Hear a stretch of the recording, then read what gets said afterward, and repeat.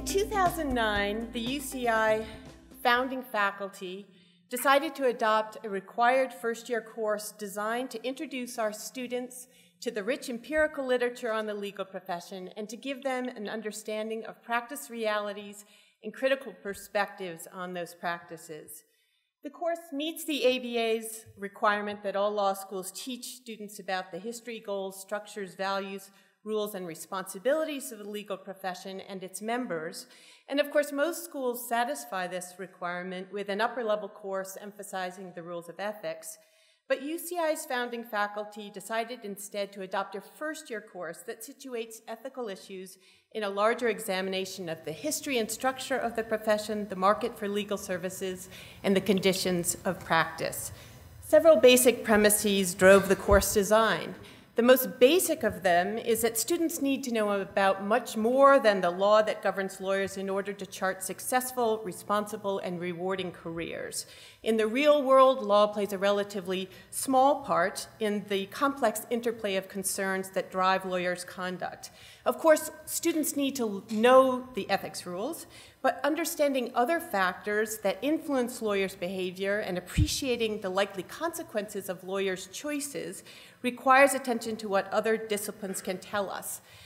Those other disciplines are also essential for understanding the changing landscape of legal services, the legal services market, and the organizations of practice. Another premise of the course design is that the types of legal and ethical issues that lawyers face and the factors that influence their norms and behavior differ by practice type and setting. Attorneys in every sector confront some common ethical concerns such as confidentiality and conflicts of interest. But some issues are much more common in some practice settings than others. And even for ethical concerns that cut across practice settings, practice context matters. Lawyers' judgments often are and should be shaped by the nature of the tasks they perform, the institutional frameworks in which they operate, the types of clients they serve, and the consequences of their conduct for the public and third parties. Moreover, as the bar has become larger, less cohesive, and more specialized, lawyers often take their cues about appropriate behavior from other lawyers within their practice organizations and practice specialties.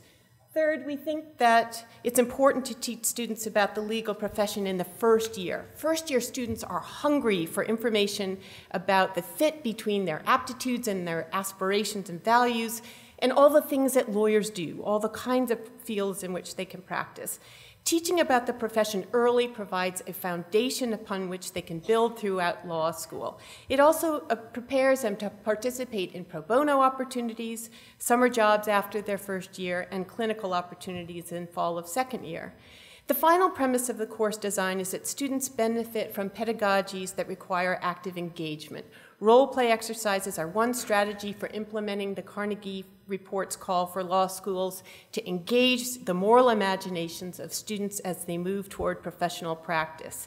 Engaging with practicing attorneys as guest speakers and in one-on-one interviews is also useful for similar reasons. So what does our course look like? Catherine Fisk and I have developed reading materials for the course and recently published them. Our book covers all of the law included in most professional responsibility courses, but it draws much more heavily than most such courses on other disciplines and on journalistic accounts. The primary organizing theme is the practice setting. For each practice setting, we provide the best available empirical portraits addressing issues such as what do lawyers do? How are their practices organized? How do they interact with clients? And what types of pressures do they face? The book works well for second and third year courses, but it assumes no knowledge of the legal system or law and therefore is accessible for first year students. We invite speaker panels from each of the major practice types we consider: criminal defense, prosecution, large firms, in-house counsel, government, small firms, boutiques, third-party neutrals, legal services, and public interest practice. We use several role-play exercises, and we use multiple forms of assessment, including several exams, a major paper based on an interview with a lawyer, reflection memos, and class participation. Results. As measured by our student evaluations, the students like the course. They say they find it helpful. Our faculty and administrators report that the course course helps prepare students for first-year pro bono opportunities, summer jobs, and our mandatory clinical programs. Career services personnel tell us that the course gives our students a big head start in thinking about their careers. And we know from our students' responses to the Law School Survey of Student Engagement that Irvine students believe they are getting exceptional teaching about professional careers. They score much higher than peer schools and national averages on measures relating to professional identity. Of course, the high LSSE scores are not the result solely of the first-year legal profession course, and indeed, we cannot say with any confidence what contribution the course makes, but since our legal profession course is the key distinctive innovation in our curriculum, and since our first-year scores are especially high relative to national averages and peer schools, we think it reasonable to conclude that the course may contribute in some significant way to our students' high levels of satisfaction and engagement with their law school experience. Thank you very much.